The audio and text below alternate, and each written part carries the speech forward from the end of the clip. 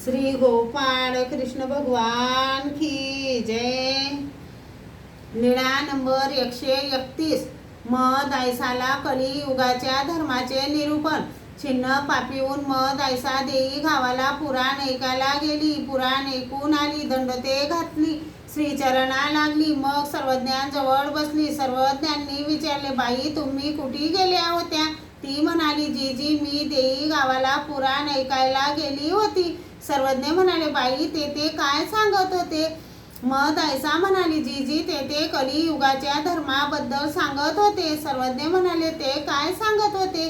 जीजी कलियुगाच्या शेवटी हरभऱ्याच्या झाडा एवढी झाडे होतील, अंगठ्या एवढी माणसे होतील, असे पुराणात होते, तर ते खरे आहे का?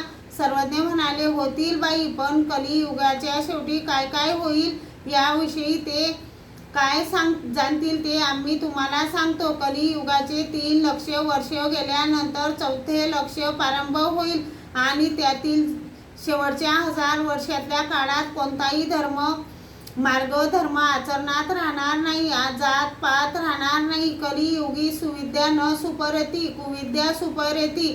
महादेवाची मंदिरे व विष्णूची मंदिरे नाहीसे होतील आणि क्षेत्रपाळ भैरव मैराडी अशाच कनिष्ठ देवतेची स्थाने होतील। अधर्माने वागणारे राजे होतील, मग पापी जनता होईल, कपटी परिवार होईल, राजाकडून छळ झालेली प्रजा विंजासारख्या लहानातली लहान अशा देवतेला शरण जाईल। नगरे शहरे व राजधान्या उजाड होतील, मग लहान लहान वस्त्या होतील, कोणी रानातच वसतील। 12 गावाच्या अंतरावर गाव असेल, राजाच्या राण्या धान काढतील, भातासाठी अन्नासाठी भांडणे होतील, घराच्या परसबागा एवढी शेते राहतील, मोठे मोठे जलाशय व नद्या आटून तेथे फक्त डबके उरतील।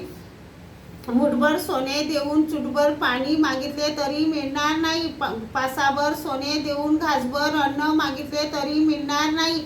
एकमेकांच्या हातातील अन्न हिसकून खातील, बाप मुलाला ओळखणार नाही। तापी नर्मदे सारख्या मोठमोठ्या नद्या कोरड्या पडतील, मग तापी नर्मदे सारख्या नदीत विहिरी करतील, अवतार नीच धामाला जातील, देवतांचे लहान मोठे अवतार संपतील, विद्यावंत संपतील।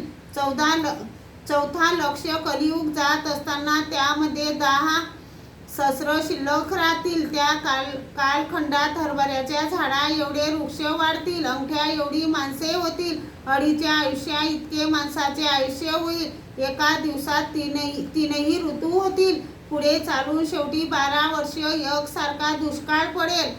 12 कड्यांनी सूर्य तापेल, पर्वत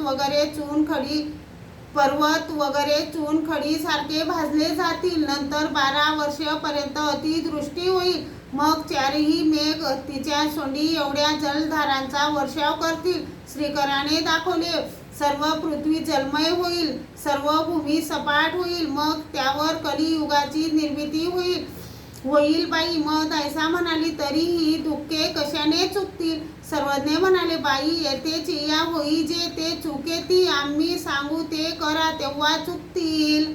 श्री गोपाळ कृष्ण भगवान की जय।